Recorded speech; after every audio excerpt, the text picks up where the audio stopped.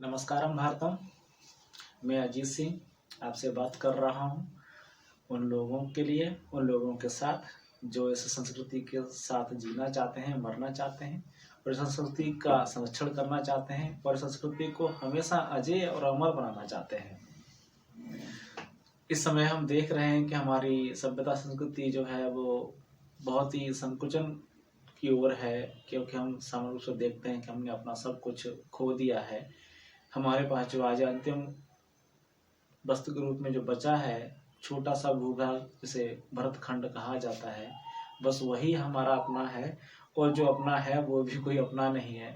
वहाँ सत्ता में चाहे कोई भी हो, शासन चाहे कैसा भी हो, व्यवस्था में चाहे कैसी भी कार्य करने वाले लोग हों, हर जगह से हमारी संस्कृति सभ्यता के लिए खतरा ही पैदा हो रहा है। और हम अपने घर में, अपने बचे हुए स्थान में भी सुरक्षित नहीं है और संरक्षित नहीं है। हर तरफ विदेशी ताकतों, विदेशी शक्तियों, विदेशी संस्कृतियों और उन्हीं के अन्य प्रपंचों के साथ हम घिरे हुए हैं और निरंतर विनाश की ओर अग्रसर है। लेकिन ये बहुत ही अच्छी बात है कि इस समय समाज में जन जागृति आ रही है और हम एक नए चरण में हैं और ऐसा विश्वास है कि चीज़ें निरंतर रहती हैं तो विजय अंततः हम सबकी ही होगी। लेकिन हमारे समाज के सामने जो अभी गंभीर संकट है, जो खतरा है, वो ये है कि हम जो प्रयास कर रहे हैं तो उन प्रयासों की जो तीव्रता है वो उतनी नहीं हो पा रही है। हमें जितने प्रयास करने चाहिए वो नहीं हो रहे हैं, या हम जो कर रहे हैं उनसे वो परिणाम नहीं हासिल हो रहे हैं जो वास्तव में होने चाहिए। तो उसके पीछे अनेकों कारण हैं। मैं उनमें से सिर्फ दो पर आपसे बात करना चाह रहा हूँ इस समय, कि यदि आप ऐसा चाहते हैं कि हमारा राष्ट्र अजेय बने, हमारी संस्कृति अजेय बने, तो उन दो चीज़ों को यदि आप अपनाते हैं अपने जीवन में, तो आप हर चीज़ को देखेंगे कि उसकी एक दिशा ही एकदम 180 डिग्री पर बदल सकते हैं। शायद ये अतिशयोक्ति हो सकती है, लेकिन एक बार इस पर आप विचार कर सकते हैं। वो दो चीज़ें हैं, एक अपने व्यवहार में, अपने जीवन में, अपने राष्ट्र में अपना पंचांग का प्रयोग, कैलेंडर का प्रयोग, दूसरा अपनी भाषा का प्रयोग। अभी हम देखते हैं कि जब भी नया साल आता है तो कई सारे संगठन, छोटे छोटे संगठन और कई सारे व्यक्तिगत रूप से भी जो विद्वान लोग हैं, वो हमेशा एक विरोध दर्ज कराते हैं कि ये विदेशी कल्चर है, हमें नया साल नहीं मनाना चाहिए, ऐसा नहीं करना चाहिए, वैसा नहीं करना चाहिए। और कई बार आपने देखा होगा कि जो हिंदू संगठन है, बजरंग दल जैसे जो संगठन है, वो नवयुवकों को एक कोई फंक्शन आता है, ईसाइयों का ही कुछ चलन है, उनकी संस्कृति के अकॉर्डिंग ही कोई वैलेंटाइन डे जैसा कुछ, तो वो जो नई उम्र के जो बच्चे होते हैं, जो बाहर घूम रहे होते हैं, उन्हें वो तंग करते हैं और उन्हें अपनी संस्कृति का पाठ पढ़ाने के बेहुदे ढंग के साथ प्रस्तुत होते हैं उनके सामने। तो ऐसी कई सारी समस्याएं आती रहती हैं। तो मैंने जब देखा कि भाई ये एक अच्छे कार्य के आग्रही हैं लेकिन एक बुरा कार्य कर रहे हैं, तो इसका क्या कारण है, तो उसमें हम देखते हैं कि यदि हम इस ईसाई कैलेंडर को, जो ग्रेगोरियन कैलेंडर है, जो हमारे व्यवहार में है, जनवरी, फरवरी, मार्च, अप्रैल, यदि हम इसके प्रयोग को ही नकार दें, तब कैसा हो? कभी आप इस पर विचार करें। मेरा ऐसा मानना है कि जो संगठन इस वर्ष के कारण, मूलतः उसके पीछे जो कारण है, जो मैंने पाया वो ये वर्ष ही है कि हम जिस तिथियों का प्रयोग कर रहे हैं वही उसके मूल में है कि हमारे बच्चे नव वर्ष का सेलिब्रेशन करते हैं, वैलेंटाइन डे मनाते हैं या कुछ क्रिसमस डे मनाते हैं, तो उसके पीछे उनका कोई दोष नहीं है। वो बेचारे नादान, निर्दोष हैं। उन्हें जैसा व्यवहार में किया जा रहा है, कराया जा रहा है, वो उसके अनुयायी हैं मात्र। तो हम उनके पीछे ना पड़ करके, हम उन्हें तंग ना करके, हम अपने राष्ट्रीय कैलेंडर को, अपने भारतीय पंचांग को यदि हम प्रयोग करते हैं, उसे व्यवहारिक बनाते हैं, तो भारत में यदि ईसाई कैलेंडर ना हो तो कौन ईसाई कैलेंडर की नववर्ष को मनाएगा, कौन वैलेंटाइन डे मनाएगा, कौन क्रिसमस डे मनाएगा? शायद कोई नहीं, क्योंकि उनके व्यवहार में ही नहीं, तो उन्हें पता ही नहीं होगा कि क्या आज हम जैसे देख लें कि हम चीनी नववर्ष मनाते हैं, नहीं मनाते। क्या हम जापानी नववर्ष मनाते हैं? नहीं मनाते। क्या हम कोरियन नववर्ष मनाते हैं? नहीं मनाते, क्योंकि वो हमारे व्यवहार में ही नहीं है। तो हमें पता ही नहीं है कि वो नववर्ष कब आए और कब चले गए, न हम उनका कोई त्योहार मनाते हैं।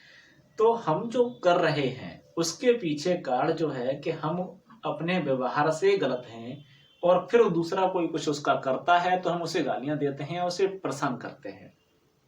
तो मेरा जो आग्रह है कि आप ऐसा चाहते हैं कि हमारे बच्चे जो हैं वो विदेशी चीज़ों को स्वीकार ना करें, उसमें शामिल ना हो, तो उसका जो मूल है उस कैलेंडर को ही बदल दीजिए ना।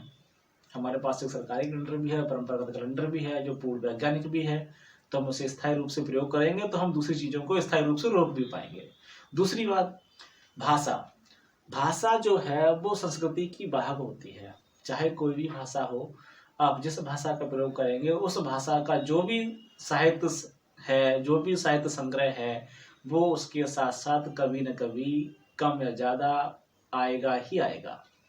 हमारे यहाँ एक दुर्भाग्यवश ये चलन है कि हम आज़ादी के 7 दशक पूरे कर चुके हैं, उसके बाद भी अंग्रेजी में बोलना, अंग्रेजी में लिखना, अंग्रेजी में पढ़ना एक क्या कहते हैं उसे स्टेटस सिंबल की तरह प्रयोग करते हैं अंग्रेजी को। और हम फिर बाद में भारत की सभ्यता संस्कृति के संरक्षण की बात करते हैं। ये एक विदूषकता जैसी बात है कि हम जिनकी चीज़ों का प्रयोग कर रहे हैं हम उन्हीं चीज़ों का उन्हीं आधारों पर विरोध करते हैं। तो यदि हम इस चीज़ को बदल सकें कि हम अपने बच्चों को भारतीय बनाना चाहते हैं तो कम से कम उनसे उनकी जो भाषा है विदेशी उसे छुड़वा दें और उन्हें अपनी भाषा में शिक्षा का अधिकार दें। उन्हें पढ़ने का, सुनने समझने का, अपनी रोजी रोटी कमाने का अपनी भाषा में अवसर उपलब्ध कराएं। यदि आप ऐसा करते हैं, करवाते हैं, तो फिर आपको अंग्रेजी के विरुद्ध खड़े होने की या उनकी सभ्यता संस्कृति के विरुद्ध खड़े होने की आपको भी जरूरत नहीं पड़ेगी। क्योंकि जब आपकी पास आपकी अपनी भाषा होगी तो लोग ना तो उस भाषा से जुड़ेंगे जो बेकार है और ना ही उस संस्कृति से जुड़ेंगे जो उस भाषा के माध्यम से आपके समाज में आ रही है। तो आपसे यही आग्रह कि यदि आप चाहते हैं, सच में ऐसा चाहते हैं कि आप इस देश को बदलें, इस संस्कृति को संरक्षित करें, तो 2 चीज़ें अपने जीवन में, ज़्यादा नहीं सिर्फ 2 चीज़ें अपने जीवन में उतारें। एक भाषा, आप अंग्रेजी का त्याग कर दें जहाँ भी संभव है, जहाँ संभव नहीं है वहाँ सरकार से उसके नियमों को यदि ऐसे कोई हैं तो उन्हें बदलने के लिए कहें।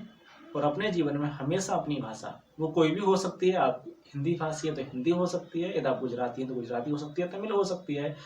मेरा मतलब सिर्फ हिंदी के लिए नहीं, आपकी जो स्थानीय भाषा है आप उसका प्रयोग करें। क्योंकि भारत के संविधान में 22 भाषा हैं, मतलब वैध भाषाएं हैं, आप उनका प्रयोग कर सकते हैं, उसमें अंग्रेजी नहीं है। एक कमाल की बात है कि हर तरफ अंग्रेजी का बोलबाला है और अंग्रेजी की कोई वैधता नहीं है उसमें। वो सिर्फ 2-3 कार्यों के लिए संरक्षित है, लेकिन दुर्भाग्य से वो जो कार्य हैं वो सत्ता के सर्वोच्च हैं, इसलिए हर चीज़ें उसके नीचे दब जाती हैं।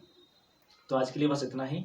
जो भारत के प्रेमी हैं, संस्कृति के प्रेमी हैं, उनसे आग्रह कि 2 चीज़ें छोड़ें और 2 चीज़ें अपनाएं। विदेशी कैलेंडर, विदेशी भाषा का त्याग करें, देसी भाषा, देसी पंचांग का प्रयोग करें। आप ऐसा करते हैं तो देखेंगे कि आप अपने जीवन में, समाज में एक बहुत बड़े बदलाव के आधार बन सकते हैं। आज के लिए बस इतना ही। नमस्कार।